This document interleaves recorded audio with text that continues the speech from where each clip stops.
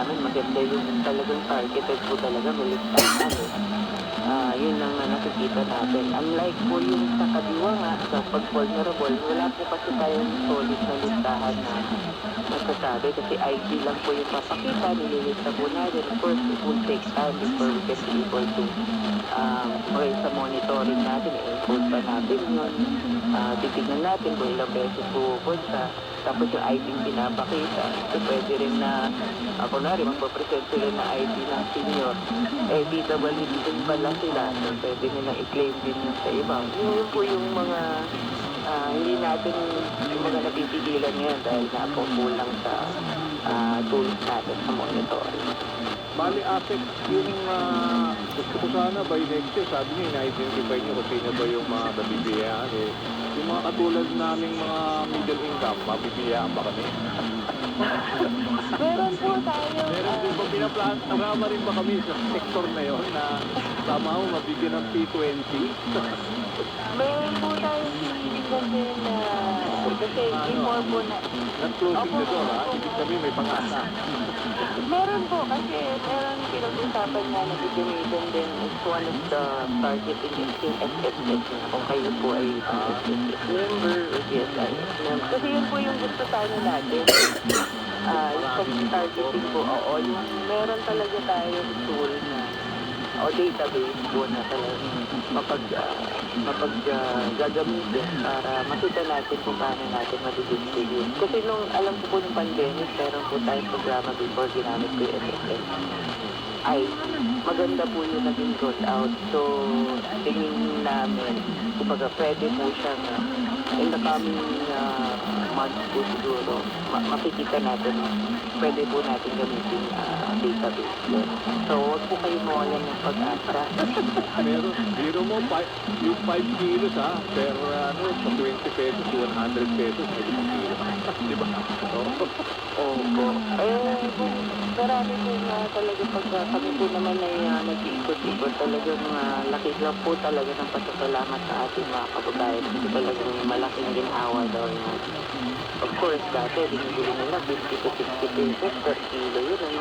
So, ang laki ng talagang natitipid yun ng ating mga kababayan dito sa Tibon. Alright, sige ho, Asek, thank you very much sa oras at medyo naubos na at marami pa tayong tatalakayin kasi siguro sa mga susunod nating engagement. Sige, salamat po sa oras. Salamat po Sir Danny at sa inyong lahat po. Maraming salamat. Thank you ho and happy Sunday. Yan ho si Attorney Genevieve Belicaria Guevara, Assistant Secretary for Agribusiness, Marketing and Consumer Affairs ng DA, Department of Agriculture. Magko-commercial break lang ho kami. Huwag ko kayo alis dahil marami pa ho kami tatalakayin dito sa programang Approve Yan.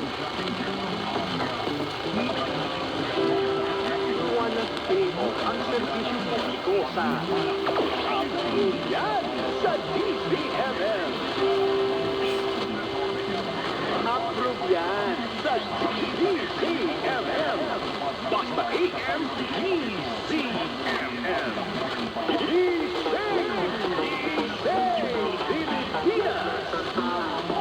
Energy, energy, energy. Ang hatid namin tuwing umaga kasama ang mga sisiksik ng 6 a.m. mo ng talakayan, balitaan at kwentuhan. Alvin El Chico sa alas 6 at kasama si Doris Begonia sa alas 7:30, Lunes hanggang Biyernes sa DZMM Radio Patrol sa East 30 at DZMM Teleradyo. Sinabi ko naman sa'yo, ikaw lang, sapat na para sa akin. Tagumpay. Ang tagal nating pinagdasal ko, Henry. Sa wakas binigay na sa atin. At mga kwentong no filter, may kasama kang makikinig sa'yo. Ako to, si Chang Ami. Kasama si Chang Ami Perez mula Lunes hanggang Biyernes, alas 3 ng hapon sa DZMM. Hello, Attorney! Ngayon, ang pag-uusapan natin kasi ay batas sa pag-aalaga ng bata. In particular, pag-aalaga ng bata, halimbawa ng ating mga OFW. Alam mo ba ang mga karapatan mo? Sa bawat issue, may batas na magpoprotekta sa'yo. Alamin ang iyong mga karapatan. Kasama sina Liza Aquino at Attorney Noel Delgado Biyernes, 1:00 ng hapon sa DZMM at DZMM Teleradyo. Kapag nanay, kailangan maging magaling sa pag-budget. So, dapat nakatutok na din sa pag-budget para alam namin yung activity ng mga ibigin, mga kailangan sa pang-araw-araw. DZMM right to the call sa Ice Brenda. Una sa balita, una sa public service. Basta AM, DZMM. Mga balita tungkol sa paggawa at empleo. Talakayan sa isyu ng manggagawa. Alamin ang latest dito sa Trabalita. Trabalita. Nagbabalik ko ang programang Abrulyan dito sa DZMM Teleradyo. Ngayon naman ay tatalakayin natin ito. Siyempre, lagi nating concern dito yung mga benefits na nakukuha ng mga OFWs. At siyempre, gusto rin natin pag-usapan. Meron pa mga benepisyo na nakukuha din ang ating mga permanent na mga migrants sa iba't ibang bansa, no? Mga Filipino migrants natin sa iba't ibang bansa. Makakausap natin via Zoom ang chairperson ng Commission on Filipinos Overseas. Walang iba kundi si Secretary Dante Flint ang the second. Sec Dante, good morning. Magandang umaga po, Sir Danny, at thank you for inviting me to your program. Salamat po sa oras. Kahit linggo at maulan, nandiyan kayo via Zoom at maibigay nyo ang inyong saloobin kasi parang gusto nyo, hinihimok nyo ang pamahalaan na bigyan din ng tama ba, parehong pagkilala ang mga migranteng Pilipino na ibinibigay din katulad sa mga OFW. Well, hindi naman po sila hinihimok. Si Presidente mismo po ang nagsabi na talaga. Ganun ba? Malaki ang ambag ng mga permanent and long-term migrants po sa ating national economy at sila po ay mga strategic partners. At kami po naman sa SIA po ay na-amplify po namin yan para din po sa appreciation ng mas nakararami. Meron ka bang datos, Sec, kung let's say sa datos, ang tama ba 10.7 million Filipinos ang overseas, tapos 36% doon yung mga temporary migrants, yung mga bumabalik-balik dito? Tama ba yung datos? Yun po ang official figures. Yung temporary migrants po yung sinasabi ng 36%. Yan po yung overseas Filipino workers. Yung So yung balanse po niyan ay nasa mandato po namin. Ito po yung mga permanent long-term migrants. I think kasama rin po sa namin yung mga undocumented na tinuturing po namin yung long-term o mga permanent migrants. Okay. Malaki ba yung bilang ng mga undocumented din, Sec? I think meron din po, but ito sa totoo po lang dahil din ito ng undocumented, medyo mahirap po sa name yan.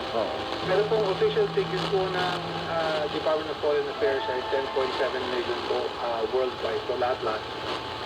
For now, Sec, sinasabi nyo na malaki din yung naiaambang nila, di ba, sa atin, sa Pilipinas. Although, alam ko, regular din nagre-remit din yung mga yan kahit na hindi umuwi ng Pilipinas, di ba, as worker. Tama? Yes, sir. Tama po yan. I think ang gusto lang po namin sa that yung mga remittances po natin ay hindi po lamang nagagaling sa mga OFW, bagaman nagpapasalamat po tayo doon. Nagagaling po yan sa lahat ng mga Pilipinos abroad. Nasaksiyan po ito kasi matagal din po ako pinila sa US at sa Canada. Hindi po talaga nawawala sa puso ng Pilipino na tumulong sa bayan nila. At ang ambag nga po ng mga Filipinos overseas, hindi lang po remittances. Meron po dyan human capital, creative capital. Kung halimbawa po, yung successes nila abroad, nakakatulong po sa imahe ng Pilipinas. Tama. Yung presensya po nila, nakapagbukas po ng mga avenues for trade. Kasi po, alam ng mga Pinoy,